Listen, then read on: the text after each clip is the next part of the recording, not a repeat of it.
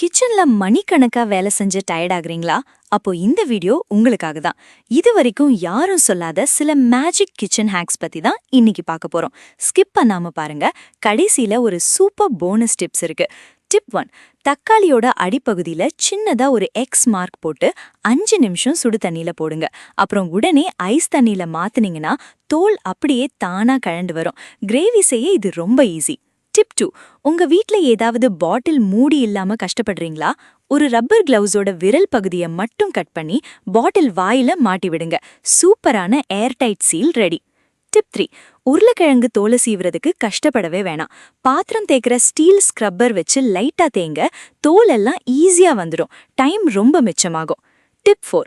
Avocado ரொம்ப கல்லு மாதிரி இருக்கா? கவலைப்படாதீங்க. ஒரு வாழைப்பழத்தோட சேர்த்து ஒரு கவர்ல போட்டு 5 மணி நேரம் வைங்க. அவகோடா அப்படியே பஞ்சு மாதிரி சாஃப்ட் ஆகிடும். டிப் 5. பால் அல்லது குழம்பு அடிக்கடி பொங்கி வழியுதா? பாத்திரத்தோட வாய்ப்பகுதியில சுத்தி கொஞ்சமா சமையல் எண்ணெயை தடவி விடுங்க. அப்புறம் பாருங்க, என்ன ஆனாலும் வெளியே பொங்கி வராது. டிப் 6. இதுதான் ரொம்ப முக்கியமான டிப்ஸ். ஒரு பழைய பிளாஸ்டிக் பாட்டிலோட மேல் பகுதியை மட்டும் கட் பண்ணிக்கோங்க. மூடியில சின்ன ஊசியால ஓட்ட போட்டுட்டு பாட்டிலோட வாய் பகுதியில ஒரு பலூனை மாட்டி உங்க டேப்ல சொருகிடுங்க. இப்போ உங்களுக்கு ஃபிளெக்சிபிளான வாட்டர் ஸ்ப்ரே ரெடி.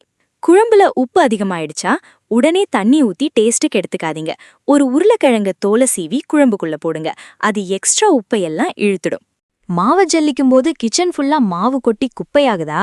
இனிமே ஜல்லடிக்கு மேல ஒரு கப்பை தலைகீழாக கவிழ்த்து வைங்க. கப்பை நகர்த்தும் போது ஒரு வேக்யூம் எஃபெக்ட் உருவாகி மாவு அப்படியே நேராக கீழே விழும்.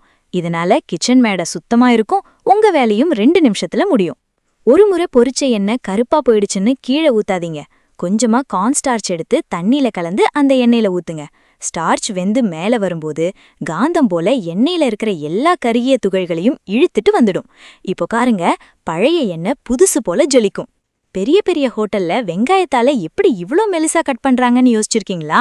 ஒரு ஃபோர்க் ஸ்பூனை எடுத்து வெங்காயத்தாலின் நுனியிலிருந்து வேர் வரைக்கும் ஒரு அழுத்தம் கொடுத்து இழுங்க.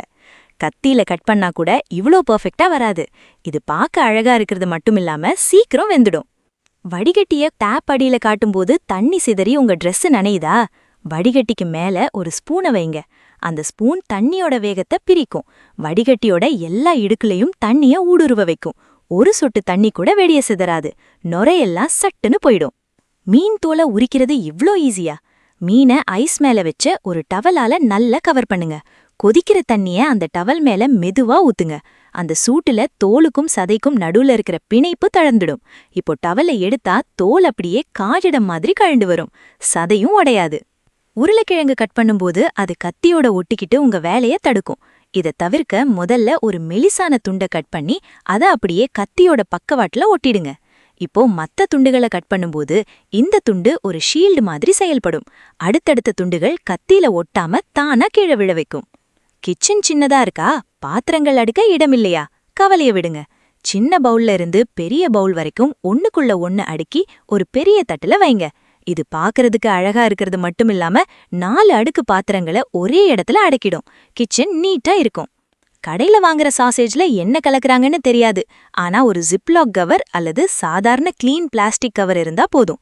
நீங்க ரெடி பண்ண மசாலாவை அதுல போட்டு 5 நிமிஷத்துல சூப்பரான பாதுகாப்பான ஹோம்மேட் சாசேஜ் ரெடி. குழந்தைங்களுக்கு இது ரொம்ப பிடிக்கும். மிளகா கட் பண்ணதுக்கு அப்புறம் கை பயங்கரமா எரியுதா?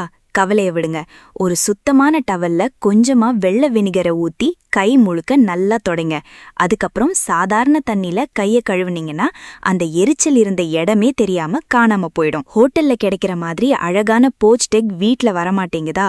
ஒரு பெரிய கரண்டியில கொஞ்சமா சமையல் எண்ணெய தடவி அதுல முட்டைய உடைச்சு ஊத்துங்க. அந்த கரண்டிய அப்படியே கொதிக்கிற தண்ணிக்கு மேல வச்சு வேக வைங்க. இப்ப பாருங்க, ஹோட்டல் ஸ்டைல்ல அழகான முட்டை ரெடி. முட்டையோட வெள்ளைக்கருவையும் மஞ்சள் கருவையும் பிரிக்க கஷ்டப்படுறீங்களா?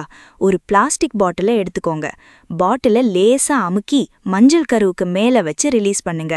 அந்த மஞ்சள் கரு அப்படியே பாட்டிலுக்குள்ள வந்துடும். ரொம்ப சிம்பிள். உங்க வீட்டு கத்தி மழுங்கி போயிருக்கா? கத்தி மேல கொஞ்சமா உப்பை தூவுங்க. அப்புறம் ஒரு உருளைக்கிழங்கு துண்டை வச்சு கத்தியோட ஓரங்கள்ல நல்லா தேய்க்கணும். உப்போட அப்ரேசிவ் தன்மையும் உருளைக்கிழங்கோட ஸ்டார்ச்சும் சேர்ந்து உங்க கத்திய செம ஷார்ப்பா மாத்திடும். சட்னி அரைக்கும்போது மிக்ஸி மூடியில அழுக்காகிறது பெரிய தலைவலி. இனிமே அரைக்கிறதுக்கு முன்னாடி ஜார் மேல ஒரு பிளாஸ்டிக் கவரை வச்சுட்டு அதுக்கு மேல மூடிய போடுங்க.